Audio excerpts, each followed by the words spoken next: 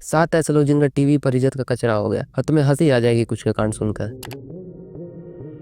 सबसे पहले UK07 rider उर्फ बाबू भैया। तो 2023 में बिग बॉस OTT सीजन 2 पुगरा एल्विस की वजह से बहुत बड़ा हिट हुआ, जिसके बाद उसी साल बिग बॉस 17 में एक और यूट्यूबर यानी कि बाबू भैया को बुलाया गया। पर बिग बॉस के घर में बाबू भैया का गेम में कोई कंट्रीब्यूशन दिख नहीं रहा था और जहां वो खुलकर आ भी रहे थे वहां पर लोग उनकी बातों को उतनी वैल्यू नहीं दे रहे थे। ऊपर से उनके बहुत से अजीबोगरीब स्टेटमेंट सामने आने लगे जिसका लोग मजाक बना रहे थे। एक टाइम के बाद उनका घर में सब मजाक बनाने लगे, यहाँ तक कि सलमान खान और बिग बॉस भी बाबू भैया को रोस्ट करने का एक मौका तक नहीं छोड़ते थे और उनके डांस का भी काफी मजाक बनाया गया। इसी के साथ लोग इंटरनेट पर बाबू भैया की क्लिप्स को लेकर मीम्स बना रहे थे, जहां वो हार्डी सिंधु के सॉन्ग जोगर का यूज कर रहे थे। बाबू भैया की वजह से ये सॉन्ग इतना पॉपुलर हुआ कि इसके कमेंट सेक्शन में लोग बस बाबू भैया की ही बात कर रहे हैं। बिग बॉस के घर में 79 दिनों तक रहने के बाद घर वालों ने बाबू भैया को इविक्ट कर दिया और घर से बाहर आकर बाबू भैया ने एक डिस्ट्रैक्ट बनाया बिग बॉस के ऊपर, जिसको खुद सलमान खान ने बिग बॉस के फिनाले में रोस्ट कर दिया और इस बिग बॉस सीजन ने बाबू भैया की इज्जत का कचरा कर दिया। वैसे इस लिस्ट में बिग बॉस वाले और भी हैं, जैसे कि स्वामी ओम, जिनको तो लोगों ने लिटरली पीटा था। तो स्वामी ओम जो अपने आप को एक बाबा क्लेम करते थे, वो 2016 के बिग बॉस 10 में एज अ पार्टिसिपेंट गए थे। वो घर में जाते ही बहुत से अनबिलीवेबल चीजें कहने लगे, जैसे कि वो पानी पर चल सकते हैं और इंडिया के बहुत सारे इंपॉर्टेंट इवेंट्स के पीछे उन्हीं का ही हाथ है। ऊपर से वो अपने आप को वेजिटेरियन क्लेम करते थे, लेकिन उन्हें घर में कई बार नॉनवेज खाते हुए देखा गया, जिसकी वजह से लोगों ने उन्हें ढोंगी कहना शुरू कर दिया। हद तो तब पार हो गई जब उनके घर वालों से लड़ाई हो गई और उन्होंने 2 घर वालों पर अपना यूरिन फेंक दिया। इसकी वजह से उन्हें घर से बाहर निकालने के लिए बिग बॉस के घर में लिटरली बाउंसर्स भेजे गए थे। बिग बॉस से बाहर निकलने के बाद वो बिग बॉस के खिलाफ काफी स्टेटमेंट्स देने लगे। उन्होंने सलमान खान को थप्पड़ मारा ये भी क्लेम किया। उन्हें बहुत सारे न्यूज चैनल पर बुलाया जाने लगा और बहुत सारे चैनल्स पर तो उनके दूसरे से लड़ाई हो जाती थी और एक बार तो उन्होंने एंकर के मुंह पर पानी तक फेंक दिया था। और इतना ही नहीं, एक इवेंट में तो उन्हें लोगों ने पीटना तक शुरू कर दिया था। स्वामी ओम 2016 में इतने वायरल हुए कि कैरी मिनाटी ने उन पर एक रोस्ट वीडियो बनाई थी, पर 2021 में न्यूज आई कि स्वामी ओम का देहांत हो गया। मुझे लगता है बिग बॉस में जाना उनकी जिंदगी का सबसे गलत डिसीजन था, क्योंकि उसने इनकी रेपुटेशन को बर्बाद करके रख दिया। But he is not the only Baba in this list, क्योंकि इस लिस्ट में नेक्स्ट है अभिनव अरोरा, जो कि नेशनल न्यूज चैनल पर एक्सपोज हो गया था। अभिनव अरोरा अपने भक्ति रील्स की वजह से काफी पॉपुलर है और इसे इंटरनेट पर लोग ट्रोल भी करते हैं, क्योंकि उनके हिसाब से ये अपनी भक्ति फेक करता है। तो 2024 में एक वीडियो वायरल हुई जहाँ पर राम भद्राचार्य जी ने अभिनव अरोरा को स्टेज से नीचे उतार दिया और उन्होंने अभिनव को मूर्ख बालक तक कहा। इसके बाद इंटरनेट पर लोग अभिनव को ट्रोल करने लगे। इसके बाद अभिनव अरोरा का ABP न्यूज पर इंटरव्यू आता है, जहाँ पर एंकर ने इस इंसिडेंट से रिलेटेड अभिनव से सवाल पूछा। उस इंटरव्यू में एंकर ने अभिनव से उसके फेक भक्ति वाले बात पर ही सवाल पूछा। पर इंटरेस्टिंग चीज इंटरव्यू के एंड में हुई, जहाँ पर एंकर ने भगवान कृष्णा से रिलेटेड कुछ सवाल पूछे। उन सवालों में से अभिनव ने किसी का भी सही जवाब नहीं दिया। उसमें जो सबसे आसान सवाल था कि कृष्ण शब्द का मतलब क्या है, अभिनव ने उसका जवाब भी गलत दिया। और इतना ही नहीं, लोगों ने नोटिस किया कि इस इंटरव्यू के बीच बीच में पीछे से किसी की आवाज आ रही थी, जो कि शायद अभिनव के पापा की थी, जो कि पीछे से जवाब बता रहे थे। और लोग इस बात पर अभिनव को बहुत ज्यादा ट्रोल करने लगे।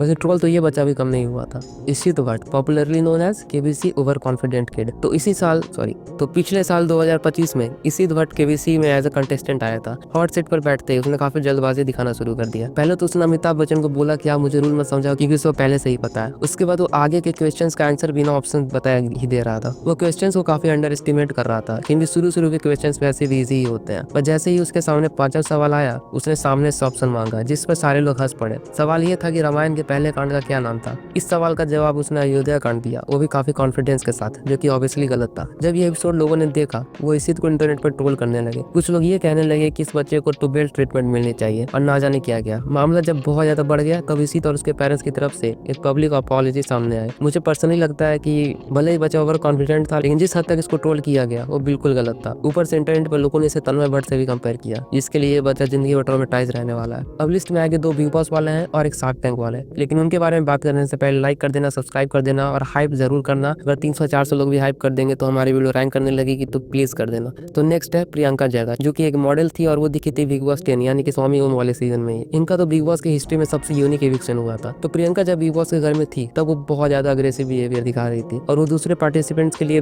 काफी ज्यादा इनअप्रोप्रिएट लैंग्वेज यूज करती थी। इतना ज्यादा इनअप्रोप्रिएट कि बिग बॉस को खुद उन्हें वार्निंग देनी पड़ी। और इतना ही नहीं, उन्होंने एक कंटेस्टेंट के डिसीज्ड मदर के ऊपर भी कमेंट किया था। और जब चीजें हद से बाहर जाने लगी तो सलमान खान ने खुद इन्हें कन्फ्रंट किया और वहां पर ये सलमान खान से ही भिड़ गई। और इस पर सलमान खान को इतना गुस्सा आया कि उन्होंने प्रियंका को घर से जाने के लिए बोल दिया और साथ ही साथ कलर्स चैनल को वार्निंग दी कि अगर ये कलर्स के किसी भी शो में दिखी तो कभी भी कलर्स के साथ काम नहीं नहीं करेंगे। प्रियंका जब घर से बाहर जा रही थी तब दूसरे घर वाले तालियां बजा रहे थे और इन्हीं सब वजह से वो बिग बॉस की हिस्ट्री की मोस्ट हेटेड प्लेयर बन गए और बाहर आने के बाद उन्हें काम मिलने में काफी प्रॉब्लम्स भी आ रही थी। पर इसके बावजूद भी प्रियंका ने हाल ही में क्लेम किया कि उन्हें बिग बॉस 19 में एज अ पार्टिसिपेंट इन्वाइट किया गया था, पर अब बिग बॉस 19 खत्म भी हो गया है और वो शो में कहीं नहीं दिखी। इट मींस उन्होंने वो रिजेक्ट कर दिया। पर एक कंटेस्टेंट थी जो बिग बॉस में दिखी, and for all the bad reasons, Tanya Mittal, जो कि एक सेल्फ फिल्म्ड स्पिरिचुअल इन्फ्लुएंसर है। बिग बॉस के घर में उन्होंने बहुत ज्यादा बड़े बड़े क्लेम किए कि कैसे वो बहुत ज्यादा अमीर है, उसके बाद ढेर सारी फैक्ट्रीज है, उसके बाद 150 बॉडीगार्ड्स हैं। बिग बॉस का सेट तो उनके लॉन्च जितना भी नहीं है, उसके तो किचन में लिफ्ट है, वो अपनी साड़ियां बिना रिपीट किए पहनती है। और सबसे अजीब तो मुझे